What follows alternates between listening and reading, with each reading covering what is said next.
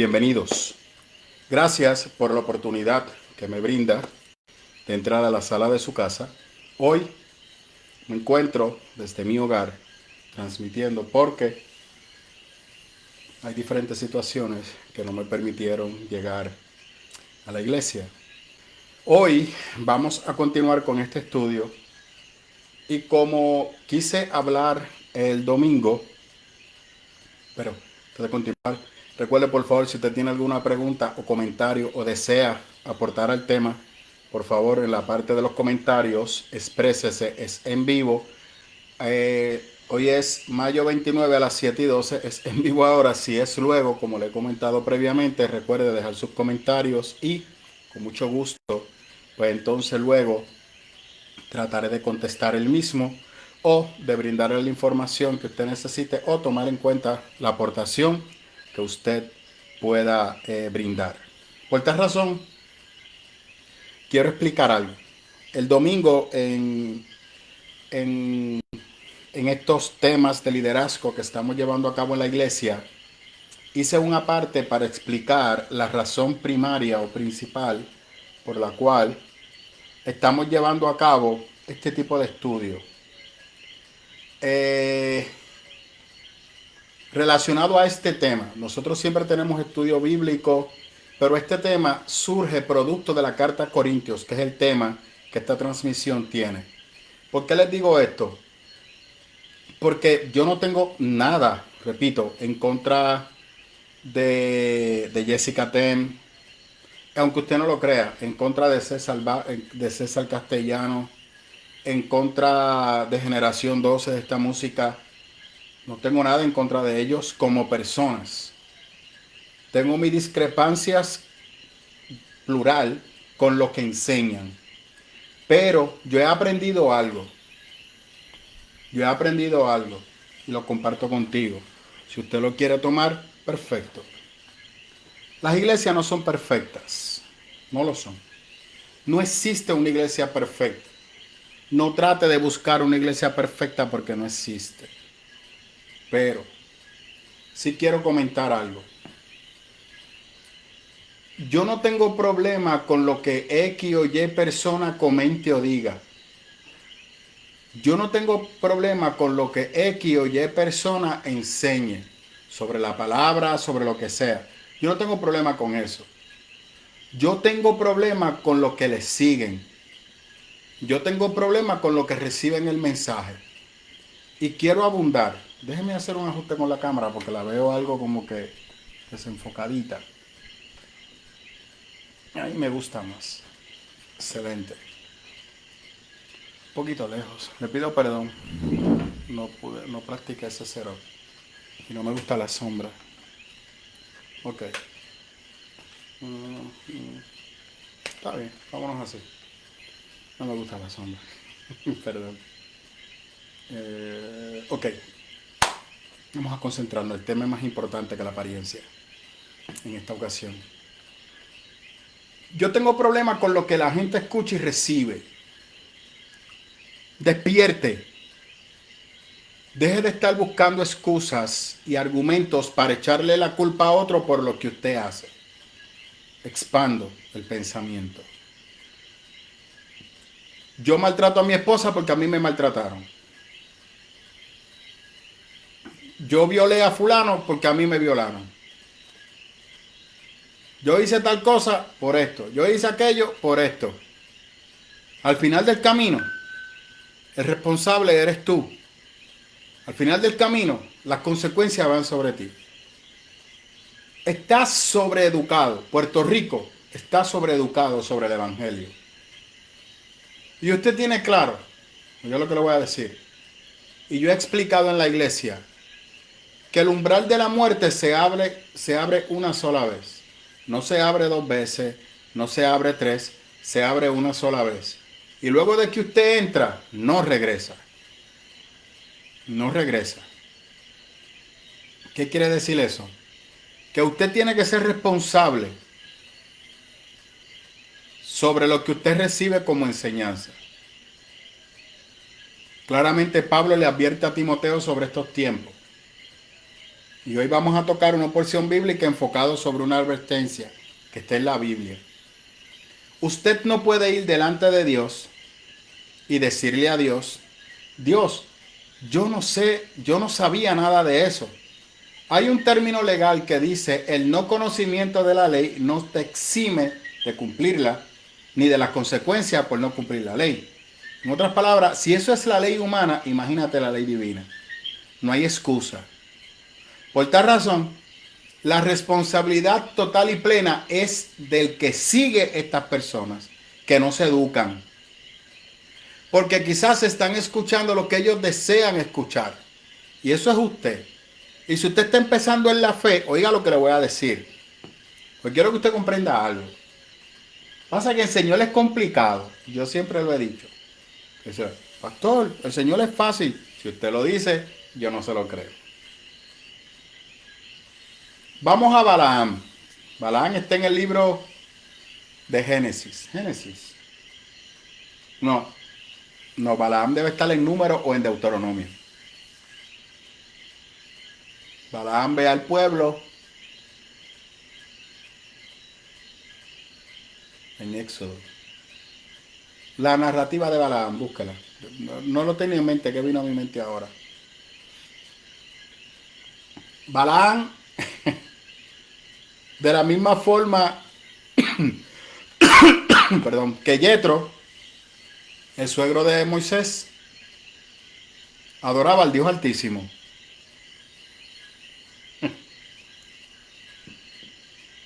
Y Balaam era conocido por ser un profeta que se comunicaba con la divinidad. Balaam, el rey de Milán, creo que es algo así, viene y lo busca y le dice, yo necesito que tú maldigas a Israel. Habla con la divinidad y maldice a Israel. Y de camino a maldecir a Israel, la burra o la mula de Balaam le habla. Y le dice, yo no puedo continuar porque el ángel de Jehová, del Elohim, está ahí. Tú no lo ves. Y en ese momento, dice el texto, Balaam vio al ángel de Jehová.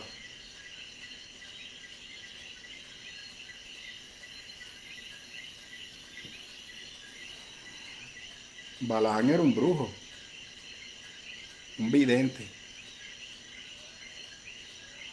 ¿A qué Dios servía?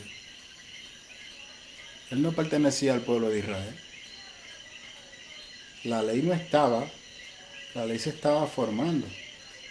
Pero ¿por qué este hombre recibe un mensaje de Dios? Hay otro profeta que dice que muchos de estos profetas que decían que hablaban de parte de Dios, dice el texto, podemos profundizar sobre él, pero no hoy, que el mensaje incorrecto que dieron se lo dio Dios para confundir al pueblo. Yo tengo mi discrepancia con eso. Usted tiene varios ejemplos de personas que decían ser instrumento de Dios,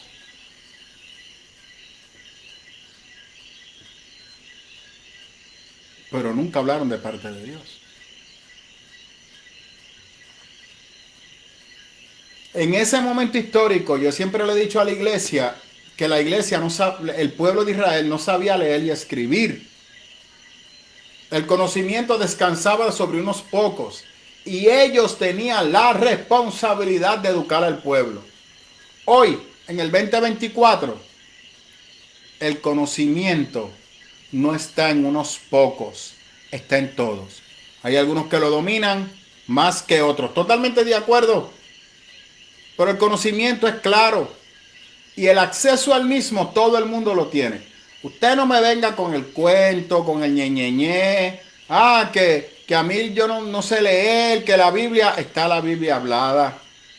Están este tipo de estudios que te retan para que entonces pueda profundizar sobre el texto. No hay excusa. Cero excusa. Esta generación, que contrario a lo que están diciendo disparate, me explico, que viene un avivamiento. Mire, eso lo dice Scofield, eso la Biblia no lo dice.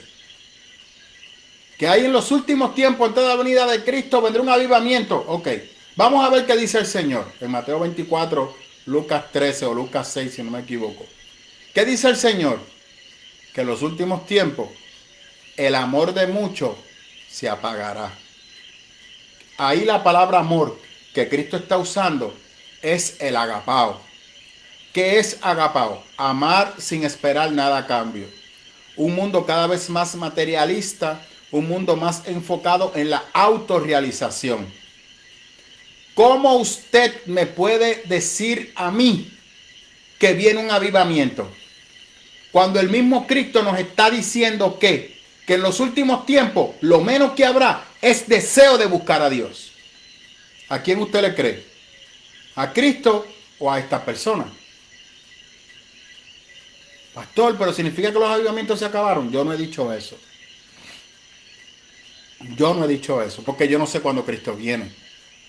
Y hay un libro, yo le exhorto que búsquelo. Dice, ¿por qué no llega el avivamiento? Y el libro lo escribe Ravenhill, es su apellido. Te pone Ravenhill porque no llega el avivamiento. Es un libro bien pequeñito, no llega a 120 páginas. Se lee en mediodía. Y si usted es un lector copioso como yo, lo lee en nada, en menos de 3 horas. Y una de las cosas que él señala en el libro, ¿usted sabe cuál es? La indiferencia nuestra para predicar el evangelio. El querer mover las iglesias de un lado, de mover los hermanos de un lado para otro, vaciando iglesias. Que en vez de ir y predicarle a las armas, lo que estamos es moviendo a los hermanos de un lugar para otro.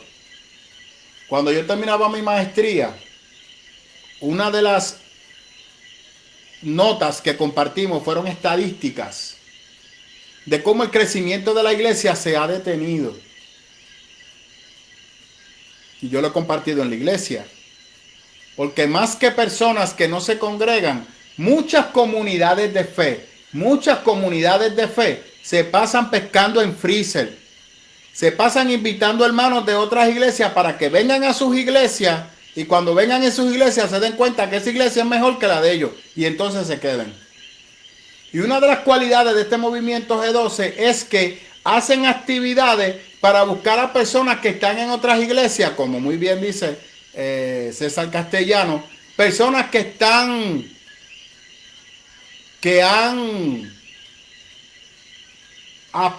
él no usa la palabra apagado el Espíritu Santo.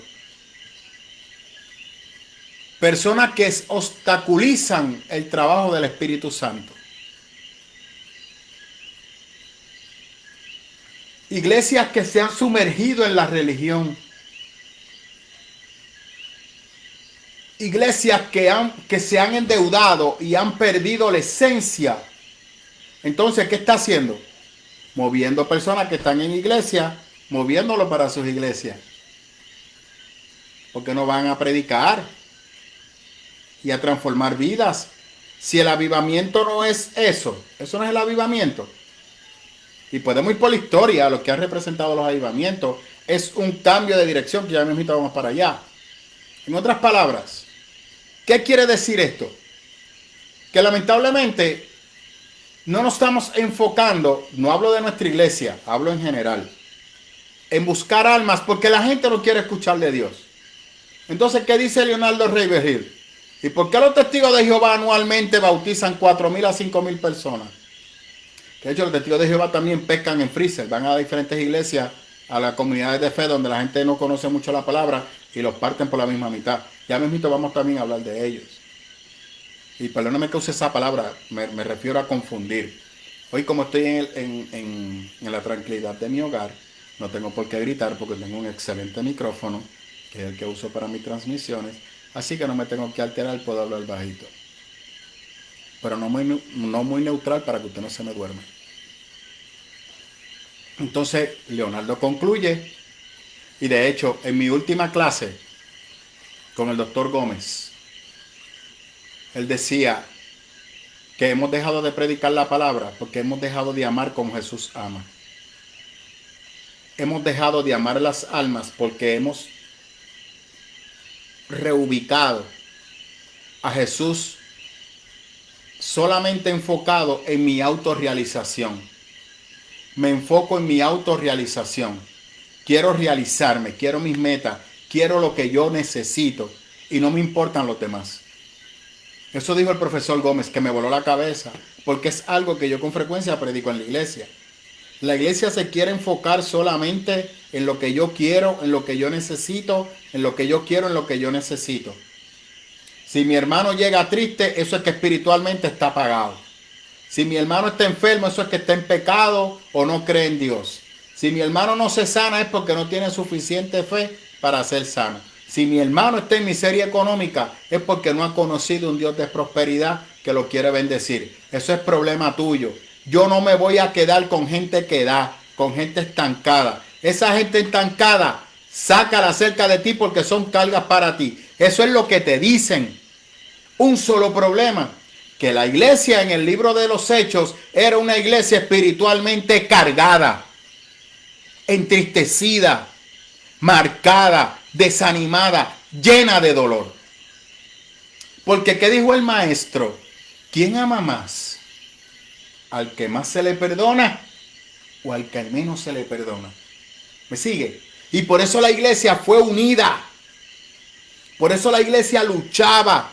Por eso la iglesia se esforzaba. Por eso la iglesia se amaba. Porque conocieron el amor que habla sin esperar, que ama sin esperar nada a cambio. Y solamente ese amor lo podemos experimentar cuando Cristo realmente está en nuestros corazones. Por esa razón, si Cristo ha llegado a mi vida y yo estoy en una de esas comunidades, yo no me puedo quedar. Porque el Espíritu Santo me va a incomodar y me va a decir, eso no es mío, muévete.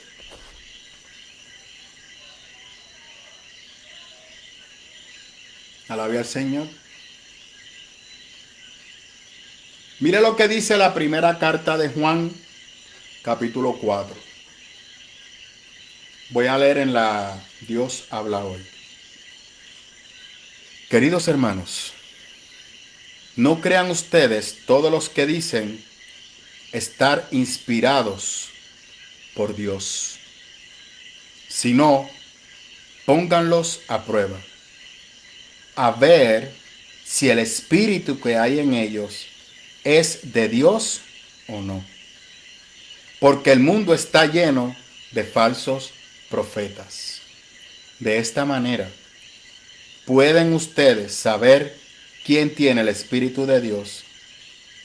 Todo el que reconoce que Jesucristo vino como hombre verdadero, que yo le he dicho en la iglesia, tiene el Espíritu de Dios. El que no reconoce así a Jesús no tiene el Espíritu de Dios. Al contrario, tiene el espíritu del anticristo. Ustedes han oído que ese espíritu ha de venir. Pues bien, ya está en este mundo. Eso lo vamos a hablar luego, cuando entremos a Apocalipsis. Pero ya Juan habla de eso. No veo por qué la gente sigue con Damián. Hijitos, estoy en el capítulo 4. Ustedes son de Dios. Han vencido a esos mentirosos. Porque el que está en ustedes es más poderoso que el que está en el mundo. Ellos son del mundo. Por eso hablan de las cosas del mundo. Autorrealización, motivación e inspiración para alcanzar tus metas, para alcanzar la alegría, para alcanzar la felicidad plena. Son cosas terrenales. No te hablan de una promesa eterna. Yo cuando toco temas espirituales, yo lo hago a la luz. Mire, déjeme dejarlo aquí para explicar algo. Cuando yo creo que el que está en Cristo, al ser una persona renovada, Dios se va a glorificar de una manera especial en su vida. Dios va a organizar tus finanzas, yo creo en eso. Dios va a organizar tu salud, todas esas cosas yo las creo. Porque Dios no te creó para tú estar en sufrimiento y amargura. Yo claramente he dicho que Dios nos lleva al modelo original que era Adán y Eva. Pero, ¿cómo se logra eso? Hay que empezar por morir. Ya mismito vamos para allá. Cuando tú mueres, tú naces en Cristo, en la cruz. Entonces tú empiezas a construir tu vida a la luz de Jesús. Es la imagen de Jesús. Analiza usted, no crea lo que yo le estoy diciendo. Mire usted la vida de Jesús. De la A a la Z. Cristo no era millonario, pero le faltaba algo. Cristo sufría escasez, pero estaba siempre triste. Cristo no fue respaldado por su familia antes de la cruz. Se sintió abandonado. Su propio pueblo no lo validó. Se sintió rechazado. ¿Te recuerda cuando le dijeron, tú eres un profeta de Belcebú? Dios encarnado. Usted sabe que usted al Dios encarnado le diga, tú eres un profeta de Belcebú. Esto es terrible. Imagínese eso. Y eso hizo que Cristo cambiara. Sus discípulos no creían en él. Aguántese. Todos los que estaban detrás de Jesús querían algo de Jesús. ¿Sabe lo triste? Usted que se queja. Cuando Jesús pidió algo de ellos, nadie le dio nada. ¿Me explico? Estoy en Getsemaní llorando. Y Jesús le dice a sus amigos, aquellos que por 5 años han caminado con él, necesito e imploro que por favor oren por mí, porque esto es difícil para mí. Oren por mí. Sí, maestro, cuenta conmigo. Aquí estoy. Y al ratito vino Jesús y los encontró en el furor, orando, llorando, clamando, sudando sangre como el maestro. ¿O lo encontró dormido? Los encontró dormidos. ¿Cristo se desanimó? No. Así que Cristo, aguántese, Jesús, Yeshua, como a algunos les gusta mencionarlo, Yeshua, rodeado de gente, estaba solo. Rodeado de gente, estaba solo. Alaba al Señor. Eso la gente no lo entiende. Esa es la cristología. Lo tienen en una clase de cristología. ¿Eso hizo que Jesús se desenfocara? No. Por tal razón, cuando yo tengo un encuentro con Cristo y el mismo maestro dijo, no pongas tu tesoro en la tierra, porque donde está el tesoro, ¿dónde está tu corazón? En el tesoro. ¿Qué dice el maestro? Coge ese tesoro, destrúyelo y ponlo en mi presencia. Busca las bondades del cielo. Llénate de las promesas celestiales y de lo terrenal. Yo me encargo. A eso es que yo me refiero. Dios va a poner tu casa en orden. Dios va a sanar tus heridas. Dios va a sanar todo ese pasado distorsionado, doloroso, desenfocado que tú has tenido. Y va a poner tu casa en orden. Y por si acaso usted piensa que estoy disparateando, cuando el Señor dice que aquí, que el hombre más fuerte echa fuera al hombre fuerte, ¿qué hace con la casa? ¿La deja toda regada o la pone en orden? La pone en orden. ¿Qué representa la casa? Eso es una parábola, es una enseñanza espiritual. La mente la deja estable.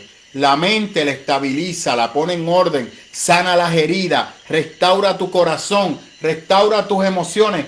¿Para qué? Para que tú puedas ser feliz. ¿Y quién te dio la felicidad? Él, no lo lograste tú. Esa es mi queja, porque tú no puedes. Tú tienes que ser transformado por el Señor. Y ya mismito vamos para allá. ¿Me sigue? Entonces, eso es lo que yo predico. Yo lo predico de esa manera, no lo predico de la otra. Sigue aferrado al Señor. Ahora, ¿qué yo digo? No se trata de ti. No es por más que tú diezmes, no es por más que tú ofrendes. Hay gente que van a nuestra iglesia y cuando yo digo esto se incomodan y terminan yéndose. ¿Por qué? Porque quieren aportar a lo que Dios va a hacer en su vida. Usted no puede aportar a lo que Dios está haciendo en tu vida. ¿Sabes por qué? Porque llevas toda tu vida haciéndolo. Y lo que has hecho es destruirte. Entonces vienes a Cristo a seguirte destruyendo. No, ¿qué dice el maestro? No, si tú vienes a mí, es porque necesitas de mí, ¿verdad? Ok, pues déjame dirigir tu vida. Déjame ayudarte. Aprendí algo los otros días del profesor Samuel Pagán que me voló la cabeza. Pero hay una realidad. Hay una triste realidad. Tú no puedes obligar a la persona a ser felices. Y eso fue lo que le pasó a Jesús. Eso fue lo que le pasó a Jesús. Pastor, pero aún así Cristo vacío, y Cristo solo, perdón, con tanta gente alrededor de él, y él se sintió solo. ¿Y qué hizo con los apóstoles? Hoy en día tenemos el legado que tenemos por los apóstoles. Él continuó. Porque el maestro nos enseña que tú das ejemplo en la marcha. Y él le dio ejemplo en la marcha a sus discípulos. Y por eso cuando habla con Pedro, le dice, Pedro, ahora tú tienes que amar como yo amé. Pedro, you agapaos me. No, maestro, yo te fileo. Porque la única manera, como dice Juan, que podemos amar como Dios ama, es cuando el Espíritu de Dios esté en nosotros. Alaba al Señor. En cambio, nosotros somos de Dios. El que conoce a Dios nos escucha, pero el que no es de Dios no nos escucha. En esto pues podemos conocer quién tiene el espíritu de verdad y quién tiene el espíritu de engaño. Y Juan dice, queridos hermanos, debemos amarnos unos a otros, porque el amor viene de Dios.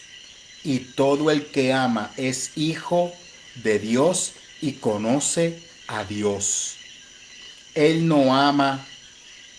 que no ama, no ha conocido a Dios, porque Dios es amor. Dios mostró su amor hacia nosotros al enviar a su Hijo único al mundo para que tengamos vida por Él. El amor consiste en esto. No es que nosotros hayamos amado a Dios, sino que Él nos amó a nosotros y envió a su Hijo para que ofreciéndose en sacrificio nuestros pecados quedaran perdonados. Queridos hermanos, si Dios nos ha amado así, nosotros también debemos amarnos unos a otros. A Dios nunca lo ha visto nadie. Pero si nos amamos los unos a otros, Dios vive en nosotros y su amor se hace realidad en nosotros. La prueba de que nosotros vivimos en Dios y de que Él vive en nosotros es que nos ha dado su espíritu. Alaba. Me hubiese gustado estar en la iglesia para ver el rostro de ustedes al leer estas palabras. No, pastor, pero entonces, ¿cómo yo puedo saber cuando alguien habla de Dios y cuando no? Cuando su mensaje se enfoca y se dirige en demostrar el amor de Dios. Sencillo. Las comunidades de fe tienen que manifestar el amor de Dios. Tienen que vivir en el amor de Dios. Si el amor de Dios no está ahí, váyase. ¿Cómo se manifiesta el amor de Dios? Que esa iglesia te acepta, te valora tal y como tú eres. No te ama por los éxitos que tú has tenido. No te ama por todo lo que tú aportas en la iglesia. Te ama por lo que tú eres.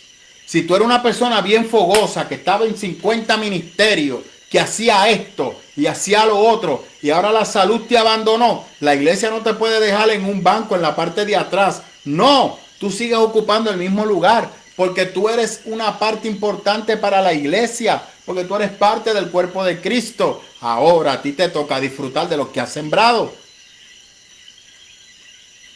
¿Me sigue? Y el Señor y la comunidad de fe te valorará, te va a honrar. Y te digo algo, no importa si tú no estás en ningún ministerio, no importa si tú lo que diezma es lo que puede, ofrenda lo que puede o no ofrendas nada. La iglesia te ama por lo que tú eres. ¿En qué parte Juan dice? Porque aquel que diezma y ofrenda ha demostrado que ama a Dios. Dígame en qué parte lo dice. Aquel que ha dado sus bienes al pastor, a la iglesia, ahí ha demostrado que ama a Dios. Dígame en qué parte Dios lo dice en ese texto. Aquel que está lleno de la unción, jamás ama. Ese realmente. Dígame ahí, ¿cuál es la cualidad? Amar. ¿Usted está listo? ¿Usted está listo para lo que le voy a decir? Aquellos que me tienen en la sala de su casa, en los televisores esos inmensos que tienen, míreme a los ojos fijamente, sin mirar para otro lado. Le estoy mirando. Cúbrase bien con la sábana, por favor, que esto es un lugar sagrado. Estamos en un lugar santo. Así que compórtese. Es broma. Yo no soy Arita Casandra. Ahí la palabra amor es agapao. Sabemos que Dios está en ti cuando tú amas sin esperar nada a cambio. ¿Es fácil amar de esa manera? No. Por eso necesitas a Dios. O sea, ¿qué te estoy diciendo? Dios nos va llevando a amar hasta ese nivel. ¿Podemos amar de esa manera sin Dios? No. ¿Por qué? ¿Qué es lo primero que tiene que ocurrir? Que estas personas no predican arrepentimiento. No es que tú aceptes a Cristo como tu Salvador y reconocerlo. Santiago claramente, ¿qué dice? ¿Qué dice Santiago? Santiago dice que los demonios ven a Dios y tiemblan. Tienen respeto. Los demonios. Esto no se trata de temerle a Dios. En una ocasión el doctor Samuel Sullivan decía, mucha gente diciendo, Dios es mi rey, Dios es mi papá, papito, hace unos años atrás, porque nosotros somos de moda, papito, papito, usando la palabra Abba, su significado, y tratando a Dios como un carnal, como un amigo, porque Dios te dijo que Él era tu amigo, que Él era tu papá, malinterpretando el texto.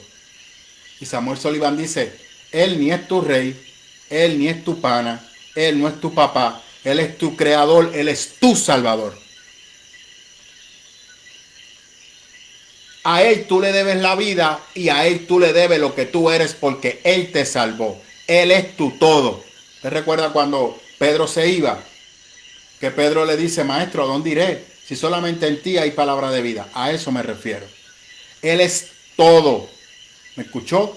Él es todo y fuera de Él no hay nada. ¿Me escuchó? Nada. Porque la única fuente de vida y vida eterna es Jesús. Y llegamos a esa vida eterna cuando aceptamos a Cristo crucificado en la cruz del Calvario.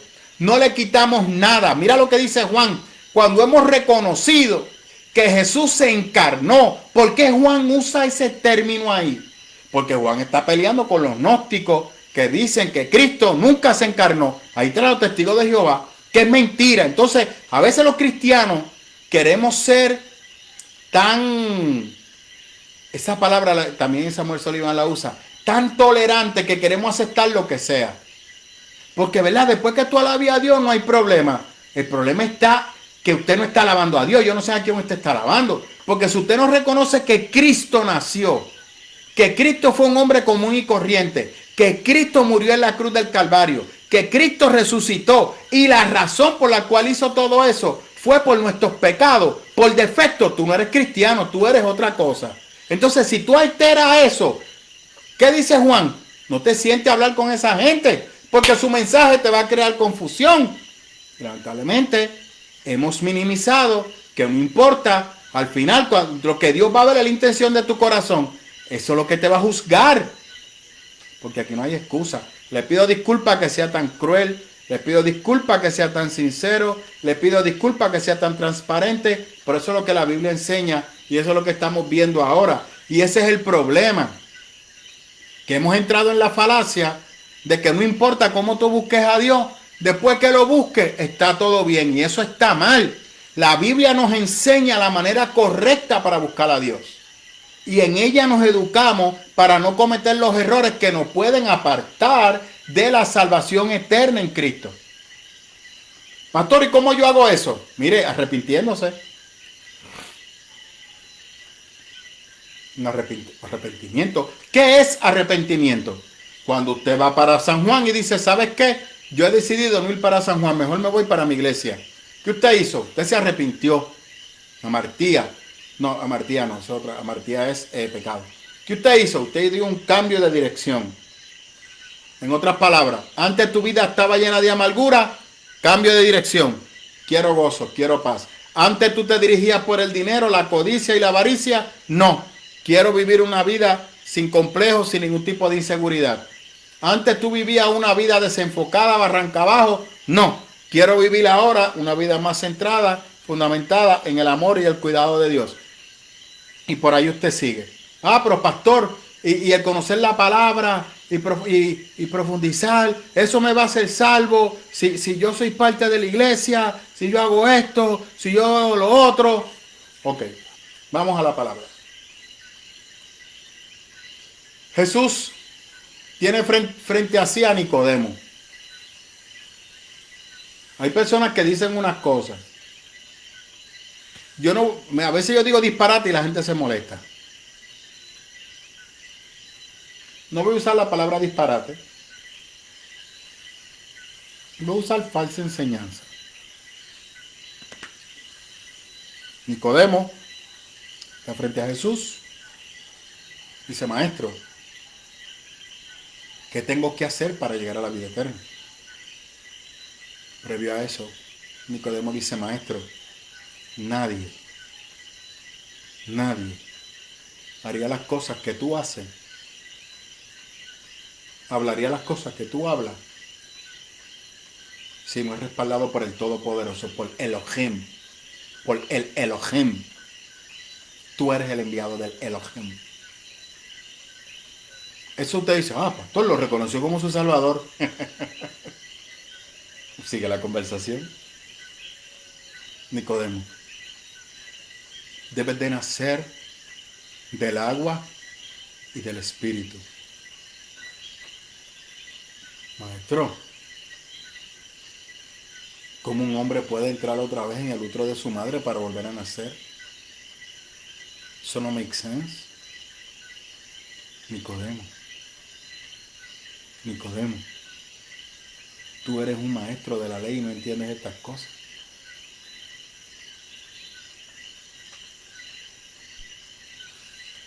¿Cristo estaba inventando? No. Ezequiel había hablado de un nuevo nacimiento, porque el pueblo de Israel había llegado hasta un punto, se acabó Israel. De hecho, doña Marilyn me envió algo, Marilyn, discrepo, con respeto, ¿verdad? Este señor para mí está confundido, este señor o es judío o es cristiano. Él dice que es un judío cristiano, pero yo lo veo que él sigue viendo a Israel como el pueblo de Dios. Y yo con respeto discrepo de él. Que se mete con Israel y si todo lo que yo prediqué este domingo a su manera. Yo tengo problemas, Marilyn. Por ejemplo, esto es un paréntesis. Dios envió a Nabucodonosor a destruir a Israel. ¿Cuál fue el castigo de Nabucodonosor? Que voy a hablar sobre él ahora. Luego Alejandro Magno destruyó a Israel. ¿Dónde está el castigo de Alejandro Magno? Luego llegó Roma. Y Roma en el 122 destruyó todo lo que quedaba de Israel. ¿Y por qué Dios no destruyó el imperio de Roma?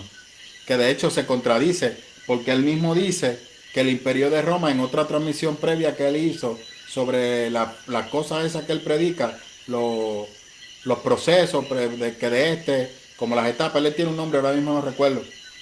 Él dice que Roma sigue gobernando al día de hoy, pero es que Roma destruyó a Israel. Él no ha leído a Flavio Josefo, que lea a Flavio Josefo, la guerra de los judíos, para que vea el atropello que Flavio Josefo tuvo con los judíos. Y entonces que me hable. No, le pido disculpas, está mal.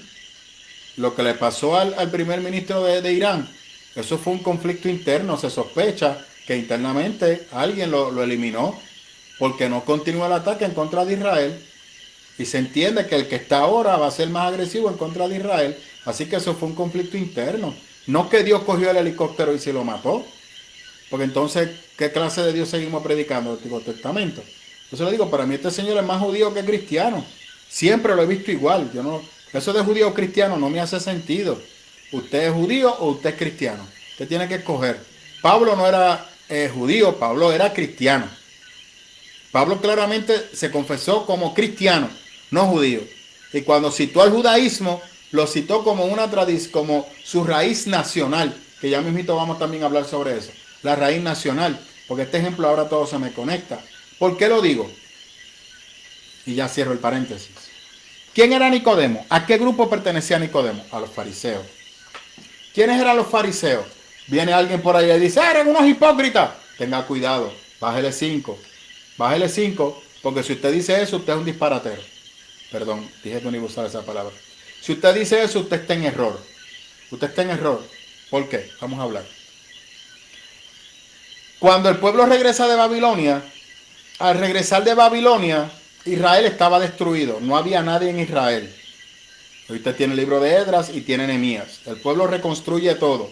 En el proceso del pueblo reconstruir todo, usted tiene los profetas menores, las cosas no funcionaron bien. El templo nunca se terminó, la gente se desanimó, bla, bla, bla.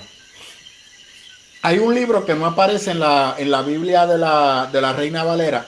Apareció en la 1569, que es la que yo le llevé a la iglesia, la del oso. Aparece ahí, pero en las próximas versiones, en la 1809 lo eliminaron y de ahí en adelante se quedó fuera de la Reina Valera 1960. En la 1809 no estaba, en la 1909 tampoco, y en la 1960 lo eliminaron. Hablo de los libros apócrifos. En ese libro, en los libros apócrifos están los macabeos. Si usted quiere entender de dónde nacen los fariseos, usted tiene que conocer a los macabeos. La palabra fariseo tiene una raíz hebrea que hace referencia a los piadosos, aquellos que defienden la ley de Dios. Y mire lo que le voy a decir para que se goce. En ese proceso, cuando los macabeos logran defender, que cuando yo entre a Apocalipsis voy a tocar ese evento, porque ahí es que se completan las 12 semanas de Daniel. Las 12 semanas de Daniel no siguen vigentes, porque lo que entra en vigencia es el Apocalipsis. No se cruzan. Pero cuando ocurre ese evento, que es aproximadamente en el 170, 180 antes de Cristo, que son los griegos, los ptolomeos, que llegan al pueblo de Israel, cogen a los israelitas, lo que quedaba del templo, los sacan de la reliquia aquella, cogen y sacrifican un cerdo en el lugar santísimo y mandan a matar a todos los judíos y mandan a que las personas que vivan en Israel se bañen en baños públicos, y al ver la circuncisión por defecto mataban a las personas. Eso fue el pueblo de Israel. De hecho, de ahí es que sale Jacuna, la Jacuna. Cuando usted se pone por ahí para abajo, los macabeos logran detener de manera milagrosa a los griegos, porque los griegos estaban colapsando. Entonces Grecia colapsa ante el Imperio Romano. El Imperio Romano conquista toda esa zona y Julius, el príncipe, llega a un acuerdo con los macabeos que va a respetar su religión, que lo único que le pide es que pague el impuesto, que no lo va a reconocer como parte del Imperio Romano, se convertirá en un estado vasallo. Entonces los ciudadanos judíos no son ciudadanos romanos, mantienen su identidad, mantienen su cultura. ¿Qué sucede? Que en el 60-70 antes de Cristo, aproximadamente en el 80 antes de Cristo, los romanos empiezan, que ya han conquistado el mundo que le pertenecía a los griegos, empiezan a hacer diferentes vías para conectar todos los caminos que lleguen a Roma. De ahí que sale la frase, todos los caminos llegan a Roma. ¿Qué sucede? Que muchos romanos que están en Italia, cuando llega el invierno, empiezan a emigrar a la parte sur para estar en verano en el calor. Y recuerda, esa zona de Israel es un verano eterno. Así que ellos lo huían al frío, iban a esa zona. ¿Y qué sucede? Que cuando ellos venían para estos lugares, tenían su cultura, tenían sus situaciones y todo este revolú. En ese proceso se levantan los fariseos como un grupo para defender la tradición y la costumbre del pueblo. Porque uno de los acuerdos que Simón Macabeo, si no me equivoco, o José Macabeo, llega con Julio César es, yo no voy a ser gobernador porque yo no estoy llamado a ser gobernador. Yo no voy a ser sacerdote porque mi linaje no es sacerdotal. Pero yo lo que te pido es, tú encárgate del gobierno y yo me encargo de los religiosos. Tú impon tus normas, Roma, tú haz tus reglas, pero yo rijo con mi ley. ¿Qué sucede? Que en el 70-80 a.C. Roma está de acuerdo con eso, pero envía una advertencia de que la única cosa que los israelitas no van a poder ejecutar sobre ellos mismos y sobre otros es la pena de muerte, lapidar. ¿Por qué? Porque cuando los romanos empiezan a bajar y el estilo de vida de los romanos es contrario al de los judíos, ¿qué querían hacer los judíos? Aplicarle la ley a esas personas. ¿Qué dijo Roma? No. Porque para Roma, ningún soldado romano podía morir en la cruz ni lapidado. Porque eso era una ofensa. Eso estaba para los estados vasallos y para las personas que no eran romanas. Por tal razón, los fariseos son patriotas que defienden a Israel y son ellos los que regresan a la senda antigua. Restituyen la ley y ahí es que en el 80, no realmente no fue en el 80, se estima que pudo haber sido en el 50 y esto está sobrenatural, le voy a explicar el por qué. El 50 al 60 después de Cristo, en unos 20 años, Herodes Antipas, unos 20 o 30 años, Herodes Antipas logra reconstruir el templo, que los judíos modernos le llaman el segundo templo, que no es el segundo templo, es el tercer templo, porque el primero lo construyó Salomón, el segundo fue Esdras y Nehemías, y el tercero fue Herodes Antipas, el que lo reconstruyó, que lo hizo mejor que el de Salomón. Entonces, ¿cuál fue el argumento de Herodes Antipas? Mira al César, vamos a darle el templo a esta gente, tranquilo, ellos lo van a pagar. ¿Sabe usted lo que hizo Herodes? Porque Herodes era medio judío. Lo mismo que hizo Josías, lo aplicó en el templo. Toda persona que vaya al templo tiene que dar su ofrenda y pagar el impuesto que va a pagar la construcción del templo. El mismo pueblo estaba pagando la construcción del templo. Por eso Cristo, cuando le toca pagar el impuesto del templo, ¿qué dice? Págalo. Porque era necesario que el templo estuviera. ¿Para qué? Para que Cristo entrara. Porque se cumplía la promesa de Ezequiel y mi presencia se fue, pero mi presencia regresará en él mismo. Eso está brutal. Yo espero que usted se lo esté disfrutando como yo. Por tal razón, los piadosos o los fariseos habían implementado lo que había provocado que el pueblo sufriera. ¿Qué era eso, pastor? Que el pueblo había abandonado la ley. ¿Usted recuerda el avivamiento que leímos el miércoles pasado en Esdras? Cuando se está leyendo el texto y la gente empieza a llorar y a arrepentirse. Eso, en el tiempo de Jesús. Entonces los fariseos no eran tan malos como la gente dice. Porque con frecuencia, volvamos a la senda antigua. Los fariseos volvieron a la senda antigua, establecieron el templo. En una ocasión alguien decía, no, porque el linaje sacerdotal estaba corrompido. Yo tengo problema con eso. Eso es una falsa enseñanza. ¿Por qué? Porque vamos a ser realistas. De las tribus, 10 desaparecieron, solamente quedaron 2. ¿Y qué sucedió? Simple, ya no hay división terrenal por tribu. Están todos viviendo en el mismo lugar. Y de hecho Pablo era de la tribu de Benjamín, que creo que fue la más pequeña que quedó. Pero entonces tú tienes a Belén, que era la ciudad de David, que era otro linaje. ¿Me sigue? Entonces, ¿qué sucede? Que dentro del pueblo de Israel Todo estaba mezclado. Así que Herodes Antipas le dio la tarea a los fariseos que identificaran los sacerdotes. Tanto es así que cuando usted va al texto de Lucas, el padre de Juan el Bautista, ¿qué estaba ejerciendo cuando el ángel le habló? ¿Dónde el ángel le habló? ¿No fue dentro cuando fue a presentar el sacrificio? ¿Y qué dice el texto? Que se echaba suerte por familia para ver a quién le tocaba ese año ejercer el sacerdocio. Así que no había corrupción en el sacerdocio, se estaba aplicando como la ley decía. Así que hay que tener cuidado como uno dice las cosas, ¿no? Por tal razón, los fariseos estaban a cargo de estudiar la palabra y de establecer las reglas, las normas, porque el pueblo había perdido su norte. ¿Por qué? Porque abandonó las reglas y abandonó las normas. Ahí viene el Talmud y ahí viene la Mishnah, para que la gente pueda aplicar la ley sin errores, para evitar que por un error sea castigado y se aleje de la presencia de Dios.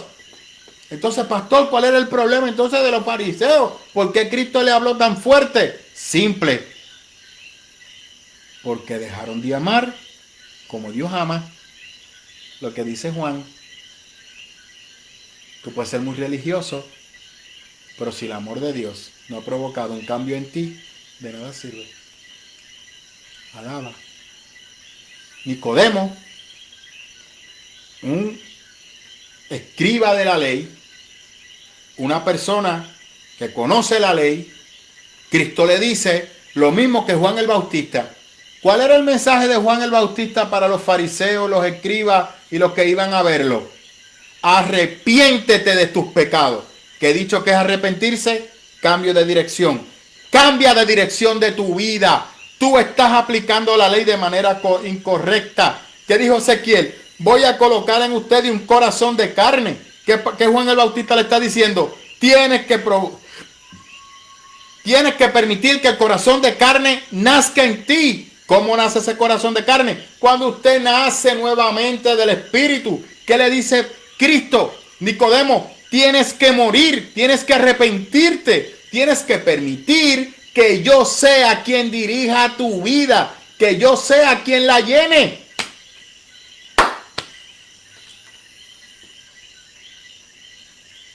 Nicodemo tuvo que haber estado 3 semanas sin dormir. Si hubiese sido yo, 2000 años después, estaría peor que Nicodemo. Por eso, a mí me gusta. Mire, yo no voy a estos lugares y nunca iré, les pido disculpas. Porque yo no vivo del ministerio. Así es que a mí me podrán invitar a una iglesia, yo veo el trasfondo y yo digo que no. No, le pagamos el viaje, le pagamos lo otro. Yo no necesito nada de eso. ¿Verdad? Gracias al Señor. Eso a mí no me mueve. A mí nadie me compra. Bien. Pero si algún día cedo a ir a una de estas actividades, usted sabe que lo primero que yo le voy a poner es Jesús, que yo le pongo a la iglesia a ustedes. O conseguir a alguien que se vista como él y que empiece a caminar en la iglesia y que le diga a la gente que lo siga para ver cuántos lo van a seguir. Y por otro lado, poner un Jesús como el de Zeus, como a la gente le gusta, para que caminen y se muevan, para que usted vea cuál la gente va a seguir y predicarle a partir de ahí, porque no conocen a Jesús, han hecho su propio Dios, les fascina el Antiguo Testamento, les fascina predicar el Antiguo Testamento, tienen serios problemas con el Nuevo. ¿Sabe usted por qué? Porque en el Antiguo Testamento lo que usted ve es una guerra de dioses. Pido disculpas. Es una guerra religiosa. Por ejemplo, ¿cuál era el dios de Babilonia? Marduk. ¿Qué hizo Marduk con Elohim? Lo destruyó. Bueno, vamos un poquito más para atrás. ¿Qué hizo Dios con Faraón? Lo destruyó. El Dios de tus esclavos es más fuerte que tú. Por eso Faraón no se resistía. ¿Sabe usted por qué? Porque ningún rey se va a inclinar ante una divinidad que le pertenezca al pueblo al cual ha vencido. En arroz y habichuela, si yo vencí a tu pueblo, yo vencí a tu Dios. Yo no me voy a inclinar ante tu Dios. Tu Dios se inclina ante mí, porque mi divinidad te ganó a ti. Alaba. Por eso es que Nabucodonosor, yo no sé si usted lo sabía, Nabucodonosor es el único rey que se rinde ante el Dios de un pueblo que él venció, ante un Dios vencido por Marduk. En Babilonia, el nombre de Nabucodonosor solamente existía en la Biblia, porque en los anales de Babilonia lo habían eliminado. Aparecía el nombre de Nabucodonosor. Y le querían atribuir a Nabucodonosor, el papá de Nabucodonosor, los jardines colgantes, la organización de la ciudad. Hace unos 20 años atrás, lograron tener acceso a la Babilonia antigua. Se recuperó la entrada de Babilonia.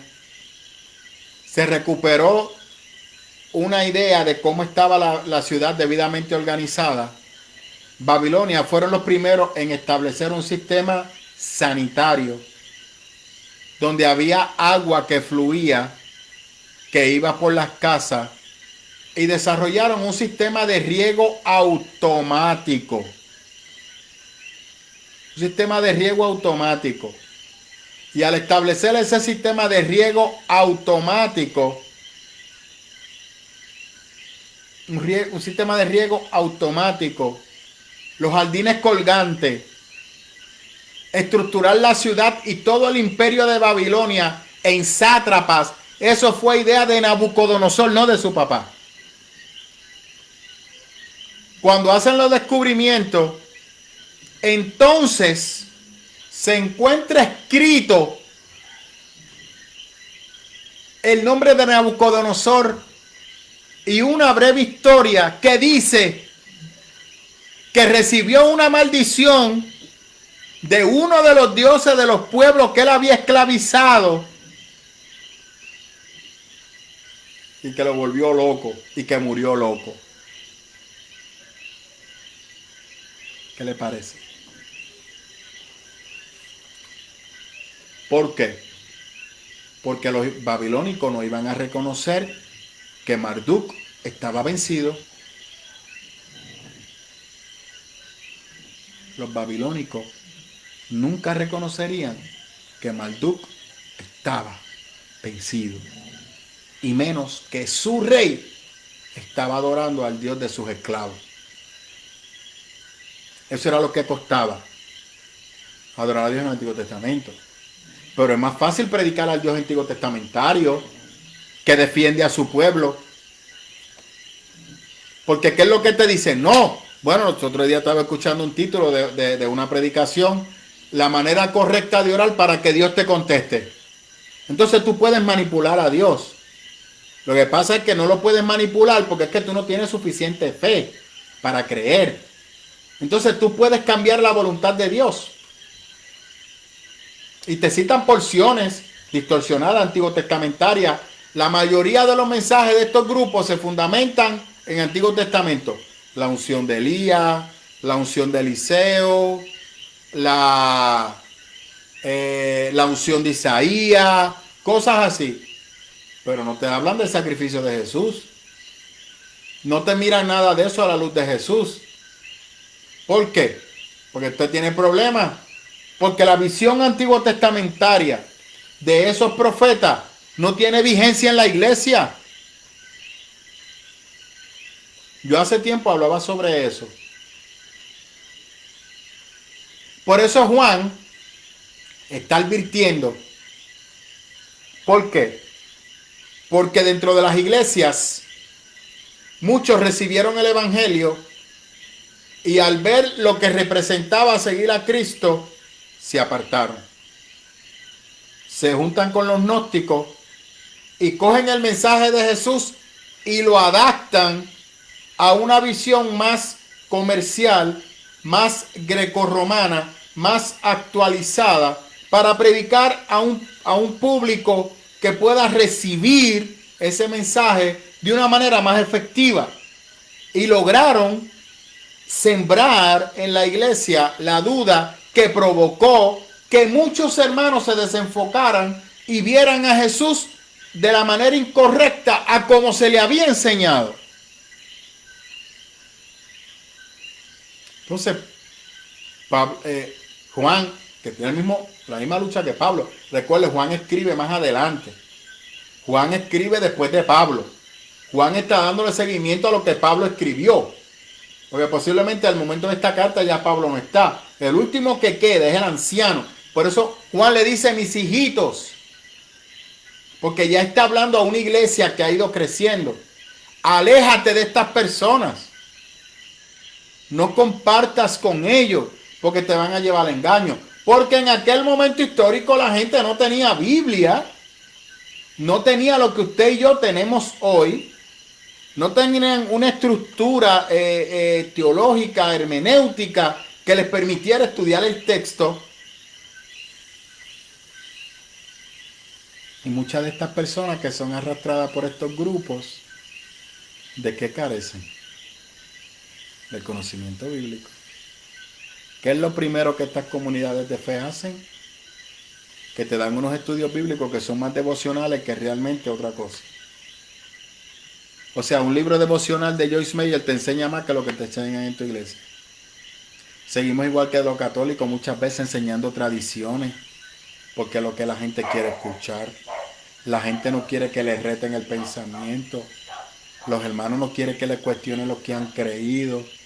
Porque, ¿cómo tú vas a cuestionar lo que si eso es lo que lo mantiene de pie? Hoy, viendo la vista, sabes que en mi canal yo estoy siguiendo este caso de Hermes Ávila. Lourdes, se me dio el apellido de ella, del Partido Independentista, le dice a la encargada del hospital de corrección, usted puede estar toda su vida haciendo algo mal. Y muchas veces yo por eso tengo problemas con las tradiciones de la iglesia. Hablo de la iglesia pentecostal, no hablo de la iglesia católica. La iglesia católica que hacienda su problema. Ya, yo no soy católico. La iglesia evangélica. Por eso yo critico a los que siguen las enseñanzas de distorsiones, por ejemplo, que Israel es el pueblo de Dios. Eso es una tradición de la iglesia. Yo estoy en contra de eso. Que usted tiene que estar lleno del Espíritu Santo y hablar en lengua para ser salvo. Yo estoy en contra de eso. Yo creo que no son las lenguas las que dan testimonio de ti, es la transformación del Espíritu Santo en ti. Cuando tú empiezas a dar fruto conforme a la imagen de Jesús, como muy bien lo dice ahí, la primera carta de Juan, capítulo 4, del 1 al 13. Cuando ese amor de Dios empieza a aflorar en ti y tú eres una persona diferente, porque se nota tu diferencia, no porque te brille la cara y porque tenga cara de persona inofensiva, no, sino porque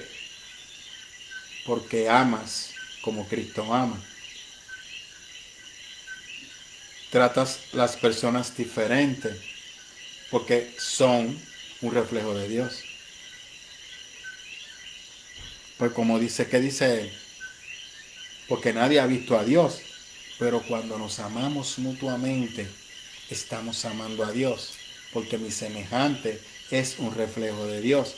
Esa es la diferencia. Pero ¿qué dice la tradición de la iglesia? No, tú tienes, entonces, ahora estos grupos, ¿qué hacen? Que de un encuentro, de repente, tú eres sano y restaurado. Ok, vamos para atrás. Los apóstoles, los discípulos, que no eran 12, eran más, que seguían a Jesús. ¿Por qué Cristo no los transformó en un viaje? ¿Cuándo realmente ellos fueron transformados? ¿O inició la transformación? En Pentecostés. Cuando obedecieron. Y por obedecer, se les capacitó para que pudieran llevar a cabo ¿qué? La función de llevar las buenas nuevas de salvación. No confundir las buenas nuevas de salvación. y se va a predicar un mensaje diferente, un mensaje nuevo, totalmente de acuerdo. Es un mensaje nuevo. Y por eso el cristianismo es una secta del judaísmo. Tenemos simientes similares, pero nuestro Salvador es Jesús, no es la ley de Moisés.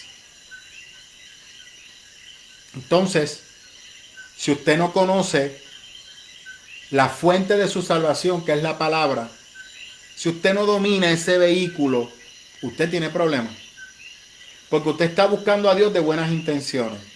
Y por eso yo decía el miércoles pasado, como decía este poeta, de buenas intenciones se construyen los ladrillos del infierno.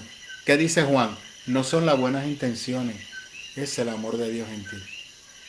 Si el amor de Dios no está en ti, no vas para ningún lugar. Miren qué cosa brutal. No vas para ningún lugar. Bueno, hermano, yo creo que ya aquí podemos cerrar este tema. Repito, por eso he argumentado que esto es un movimiento que se da dentro de las comunidades de fe. Lamentablemente, esto va a seguir ocurriendo. Mire lo que dice Juan, porque el espíritu del anticristo ya está en la tierra y le tengo malas noticias. Estos movimientos en cierto punto van en contra de Jesús, porque si Jesús no predicó la riqueza terrenal, sino la riqueza celestial, y usted predica la riqueza terrenal, usted está llevando un mensaje que está en contra de Cristo. ¿Ve? Y hay veces que nosotros con nuestro comportamiento estamos en contra de Cristo. Por eso yo le digo a la iglesia, tú eres una extensión de Jesús. Lo que pasa es que cuando yo digo esto, la gente se va al Jesús celestial. No, Jesús te está diciendo, tú eres una extensión mía en la tierra. Lo que yo era en la tierra, tú me representas a mí. Como yo caminé, tú tienes que caminar. Y mira todos los ejemplos que te di. Si usted se acaba de conectar ahora, cuando yo finalice, vaya desde el principio para que vea a qué yo me refiero. A eso es que de eso es que se trata predicar el evangelio. Y todas las personas que por los siglos de los siglos y seculora seculorum han predicado el evangelio, lo han predicado de esa manera. Se predica al hombre y su miseria en busca de salvación. El hombre necesita salvación. El hombre requiere salvación y Cristo ha venido a salvar al hombre. Mira lo que dice Juan. No es que tú encontraste la salvación te encontró a ti, porque Cristo murió por ti. Entonces, eso está brutal, porque esa salvación provoca en nosotros un cambio de pensamiento, un cambio en nuestros corazones, que nos va a ayudar a ver todo de una manera totalmente diferente. Porque vamos a ver la vida con esperanza. ¿Por qué? Porque aunque nadie creía en Jesús, él veía esperanza en la persona. Por eso me gusta cuando yo hablo de los 12 discípulos. A pesar de que Pedro era una persona de carácter fuerte, cuando Pedro le decía a Simón, Cristo estaba viendo lo que Pedro se iba a convertir en Simón. Eso está brutal. O sea, aunque la gente te falle 1000 veces, creen ellos 2000 veces. Por eso, Pedro, maestro, ¿cuántas veces tenemos que perdonar? Pedro, mientras esté el sol y te vengan a pedir perdón, perdona. La persona viene mañana, perdona. Lógico, no se me vaya por la tangente. Hay escenarios y hay escenarios. Una persona que te está cogiendo de bobo, usted lo perdona y lo aleja. No guardes rencor en tu corazón. Un hombre que te está agrediendo o que ha violado a tus hijas o a ti, sácala de tu casa corriendo. Hello, no tiene que estar ahí. Perdónalo, sana, permite que el Señor te restaure y que se vaya. Cristo no salió corriendo a buscar a Judas. Él le advirtió a Judas lo que le iba a ocurrir, pero Judas tomó su decisión. Cristo le advirtió a las personas que lo fueron a arrestar que no hicieran eso y no les importó. Y si no se arrepintieron, se liquidaron. ¿Me sigue, verdad? Número 3. Cristo derramó sobre los 120 en aposento alto. Pero como yo siempre le digo a la gente, aló, pero eran 450. ¿Dónde están los demás? ¿Y por qué Cristo no fue y buscó a los demás? No, el desobediente es el desobediente. ¿Qué usted hace? Usted perdona. Y como dice Pedro, no le tire perla a los cerdos. ¿Me escuchó? Porque hay gente que no va a valorar ni va a entender el amor que está en ti. Y va a pensar que porque tú amas de esa manera, te pueden coger de sonso. No, yo no me refiero a eso. Porque a Cristo nadie lo cogió de sonso. Cristo permitió que lo cogieran de sonso, que es muy diferente. Pero cuando dijo no, era no. Cristo no a todo el mundo le dijo sí. Amén. Y hay varios ejemplos bíblicos, pero ya el tiempo se me acabó. Así es que, gracias. Esto irá a la página de Facebook en Hablemos de Biblia. Gracias por ser parte de nuestro canal. Recuerde, por favor, suscríbase, la campanita, los likes, comente y comparte el contenido. Si usted conoce a alguien que no tiene Facebook, déle la página de YouTube. Ahí lo puede ver para atrás, para adelante. Mire, véalo 2, 3, 4 veces para que pueda extraer lo mejor. Saque lo mejor de estos estudios. Haga sus anotaciones. Y yo sé que traigo mucha información, lo sé. Porque es que, como yo siempre le digo a la iglesia, usted tiene en sus manos un libro de aproximadamente 5,000 años de historia. Es imposible que con solamente ese libro usted entienda los 5,000 años de historia. A mí me fascina la historia de Puerto Rico. Y yo tengo como 20 libros sobre la historia de Puerto Rico. Y todavía me quedo corto. Y Puerto Rico, vamos, como ciudad debidamente organizada. Y permítame decirle algo más. Aquí la gente, a veces somos acéfalos en ese aspecto. Por favor, no se ofenda. No hace 100 años que la mujer en Puerto Rico empezó a votar. Fue aproximadamente en el 1930, 1935. Estamos en el 2024, perdón. No hace 100 años que las mujeres en Puerto Rico votan. No hace 100 años que Puerto Rico firmó su primera constitución y nombró a su primer gobernador. Porque eso fue en el 1948. Cuando lleguemos al 2048, harán 100 años de que Puerto Rico tuvo su primer gobernador elegido libremente por el pueblo.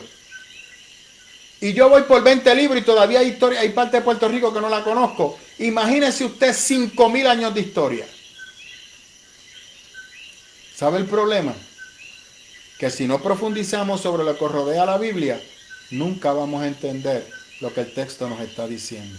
Por ejemplo, lo que yo le dije de los fariseos. Por ejemplo, lo que yo le dije de Nabucodonosor. Y hay otras cosas más que no las quiero complicar. Que están ahí. Pero le toca a usted estar en un lugar donde lo reten, donde lo pongan a pensar, donde usted tenga que obligarse a leer. Y te voy a decir algo y quiero ya con esto ir cerrando. Yo felicito a los hermanos de nuestra iglesia. A Mimi, que la veo por ahí. Mimi, te amo de una manera especial. Y también a Juan Luis, dígale que le amo. A Jairo lo amo igual. Dígale a Jairo que lo he extrañado estos domingos. A Dionel, hace días que no veo a Dionel. Dígale por favor cualquier cosita que me llame, dale mi número para hablar, cualquier situación que le pueda servir o ayudar. A Shirley, esta mañana estaba pensando en Shirley, hace días que no sé de Shirley. Pero me siento bendecido porque y quiero decir algo, por eso a mí no me gusta atribuirme nada. Yo felicito a los hermanos que han profundizado en la palabra, porque el que te está impulsando a ti no soy yo, es el Espíritu Santo. Es el Espíritu Santo que te mueve, que te da hambre de conocer. Ah, pero pastor, usted... No me mire a mí. No me mire a mí. Yo he dirigido varios grupos en la iglesia. Y como le he dicho a Elizabeth, hay algo hermoso en esta generación que Dios me ha entregado, que Dios nos ha entregado como comunidad de fe. Déjeme sacarme a mí. Que tienen un deseo hermoso por la palabra, puro, limpio. Y veo el resultado en sus vidas. Lo veo porque el Espíritu Santo da testimonio de ustedes. Ustedes no tienen que hablar, porque el Espíritu Santo grita a través de lo que Dios está haciendo en ustedes. Y todo eso ocurre sin fórmulas mágicas, simplemente siguiendo el proceso de conocer la palabra de Dios. Y muchas veces yo sé que hay hermanos que se despiertan de madrugada con deseo de estudiar la palabra y piensan que lo que van a hacer en 5 minutos y en 1 hora todavía están estudiando la palabra. Eso lo hace el Espíritu Santo. Eso yo lo experimenté. Esa hambre por conocer más de su palabra. Que llega un momento como que, Dios mío, hay tanto, porque así es la palabra de Dios. Es palabra viva. Y hay veces que no te quedas con ese libro, quieres más. Y lo veo en la escuela bíblica dominical, como todo el mundo aporta, todo el mundo tiene algo que decir y demuestra que son personas que están pendientes a lo que se habla. Cuando Marilyn dijo este domingo lo del sacrificio a dioses paganos, me voló la cabeza, porque eso es algo que lo hemos hablado en la iglesia. Entonces, ¿ve? Entonces, ese tipo de cosas lo hace el Señor. No me mire a mí. Yo siempre lo he dicho. Yo soy simplemente un arrastrado que está dando lo mejor de sí para agradar a Dios. Y sé que lo que soy se lo debo a Él. Y sé que si he alcanzado algo en la vida, se lo debo a Él. Yo estoy en deuda con Dios, porque lo que yo soy lo ha construido Él. Si usted me buscase 29 años atrás, en mi rostro, lo que usted iba a ver es muerte. No había vida. Y hoy vivo, sabiendo que algún día moriré, sabiendo que una mañana puedo salir y no regresar, pero vivo, porque como dice Eclesiastés, el saber de la muerte te ayuda a vivir la plenitud. Todos debiéramos de visitar el funeral, dice Eclesiastés, para que recuerde cuál va a ser tu final.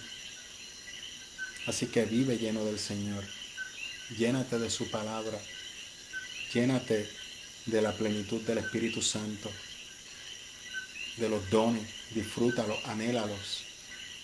Desea hablar en lengua. No es pecado hablar en lengua, yo lo he dicho. Anhela hablar en lengua. Claro que sí. Desea profetizar. Ya yo he visto algunas chispitas por ahí de personas que Dios las usa para profetizar. Yo creo en eso. Pero bíblicamente, no dirigido por emociones. Así es que Dios está preparando la iglesia para que sus dones se manifiesten en todos nosotros, todos los que estamos allí. Mire, este domingo la iglesia, yo estaba orando y al final Dios me movió a que la iglesia ungiera a mi esposa Rose. Si Rose puede ir este domingo a la iglesia, usted va a ver la diferencia del cielo a la tierra. Dios ha puesto la mano de una manera sobrenatural. Bien brutal. Y ha destapado un montón de cosas de su salud que la estamos trabajando. Brutal. Y contestó una petición mía también, lo cual le agradezco al Señor por eso. Y lo que el Señor me dijo fue, va a mejorar grandemente.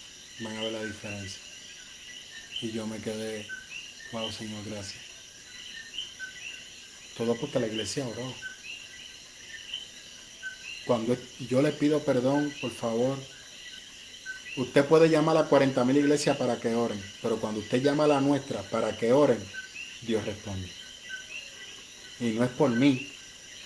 No me mire a mí. No me mire a mí. Son ustedes.